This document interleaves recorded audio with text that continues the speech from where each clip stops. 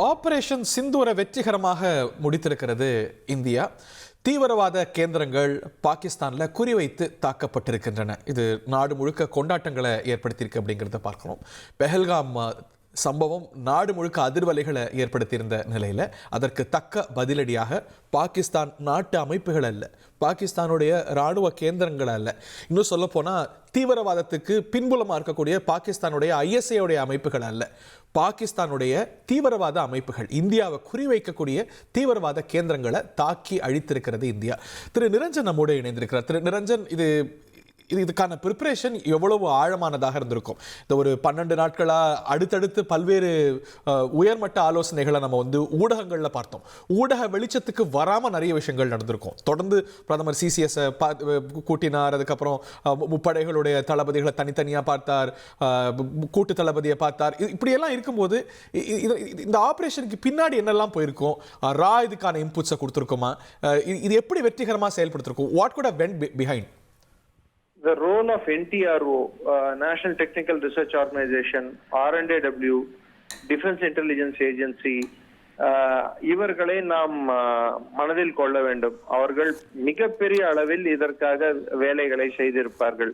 மறந்துடக்கூடாது, ஒரு பாலாகோட் ஸ்ட்ரைக்கோ இல்ல உரி ஸ்ட்ரைக்கோ 11 நாள் 12 நாள் எடுத்துக்கிட்டாங்க. ஆனா இந்த ஸ்ட்ரைக் எடுத்துக்கிட்டீங்கன்னா கிட்டத்தட்ட அவர்கள் எடுத்துக்கொண்ட கால அவகாசமானது 14-15 நாட்கள் எடுத்துக்கொண்டார்கள்.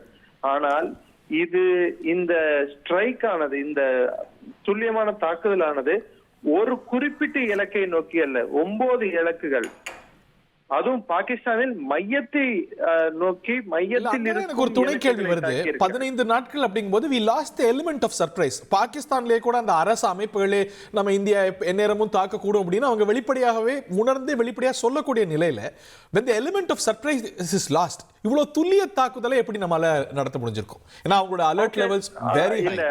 ஓகே, எனக்கு எலிமெண்ட் ஆஃப் சர்ப்ரைஸ்ன்றது டிஃபரெண்ட் ஃபார்மேட்ஸ்ல இருக்கும். எலிமெண்ட் ஆஃப் சர்ப்ரைஸ் அவங்க நினைச்சது நம்ம ஒரு ஷார்ட் ஸ்கேல் வாருக்கு ப்ரிப்பேர் ஆகலாம், ஒரு லிமிடெட் அட்டாக், பாகிஸ்தானுக்குள்ள ஷாலோ பெனிட்ரேட்டிவ் அட்டாக்கா இருக்கலாம், இன்னொரு பக்கம் பிஓகேக்குள்ள நம்ம அட்டாக் பண்ண. சோ நம்ம அவங்கள 12 நாட்கள் பாகிஸ்தான் ராணுவத்தை நாம் அங்கே அலைய விட்டோம். அவர்கள் ஒரு நாளைக்கு அவர்கள் ராணுவத்தை மெயின்டைன் செய்வதற்கு 3000 கோடி செலவு, அதாவது இந்திய பண மதிப்பில் 3000 கோடி, பாகிஸ்தான் பண மதிப்பில் 10 11,000 கோடி செலவு செய்து கொண்டிருந்தார்கள்.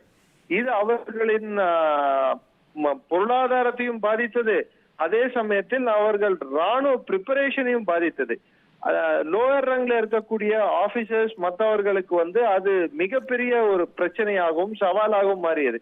ஏனால் நான் ஏற்கனவே சொன்ன போல உள்நாட்டு பிரச்சனை ஒரு பக்கம் இருக்க, இன்னொரு பக்கம் இந்த மாதிரி இந்தியா கூட இது மாதிரி ஒரு சண்டை சூழல் ஏற்படும் போது அவங்க 24/7 அவங்க அலர்ட்டாவே இருக்கணும்னா ஃபெட்டிக் அப்படின்ற ஒரு ஃபேக்டர் வந்துடும்.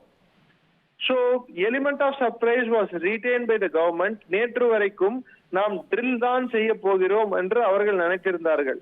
இன்ஃபேக்ட் பாகிஸ்தானோட ஒரு டிசெப்ஷன் டாக்டிக், அவங்க ட்ரில் செய்ய போறாங்க, அதனால இப்ப தாக்க மாட்டாங்க அப்படி. Element of surprise. டிசெப்ஷன்ன்றது என்ன? Element of surprise. Abdul Basit முன்னாள் பாகிஸ்தானோட தூதரக அதிகாரி, இந்தியாவில் இருந்த தூதரக அதிகாரி, அவர் என்ன சொன்னார்? மே 9 அந்த விக்டரி டே பெரேட் ரஷ்யாவில் நடந்த பிற்பாடுதான் இந்தியா ஒரு தாக்குதல் செய்யக்கூடும் அப்படின்னு அவர் கணித்திருந்தார். எதிரி கண்ணில் மருத்துவமே செஞ்சிருக்கோம் அப்படிங்கிறீங்க. ஆஸ் அ சொசைட்டி நம்ம இந்த ஒரு டெஸ்டிங் டைமை எப்படி கையாண்டோம்னு நினைக்கிறீங்க திரு நிரஞ்சன்? ஆங்காங்கே சின்ன சம்பவங்கள், குற்றச்சாட்டுகள்லாம் பரஸ்பரம் அரசியல் தலைவர்கள் வைத்தாங்க. பட் ஓவரால் ஒரு political consensus, politics stops the waters எட்ஜ்னு சொல்லுவாங்க. அரசியலை இந்த விவகாரத்தில் விட்டுருவோம், நாடு என்று யோசிப்போம் அப்படின்னு எல்லாரும் ஒரு மெக்னானிமிட்டியோட மெச்சூரிட்டியோட இந்திய அரசியல் தளம் நடந்து கொண்டு தான் நினைக்கிறீங்களா? பாதி சரி பாதி இல்லை. நித்யானந்த ராய் என்ற ஒருத்தர் எலுமிச்சம்பழத்தையும் மிளகாயையும் தொங்க விட்டு நமது பிளேன்களுக்கு, ரஃபேல் பிளேன் மாதிரி ஒரு பிளேனுக்கு தொங்க விட்டு இதற்குத்தான் இந்த பிளேன் அப்படின்னு சொல்லிட்டு அவர் 2 நாளைக்கு முன்னாடி அவர் இட்ட பதிவு. அதே மாதிரி தமிழ்நாட்டில் அரக்குவில் இடும் சில நபர்கள் இங்கே அப்படியே பரப்பும் பொய் செய்திகள், இதன் மீது எந்த நடவடிக்கை எடுக்காத அரசுகள், இதெல்லாம் நம்ம எப்படி பார்க்கணும்?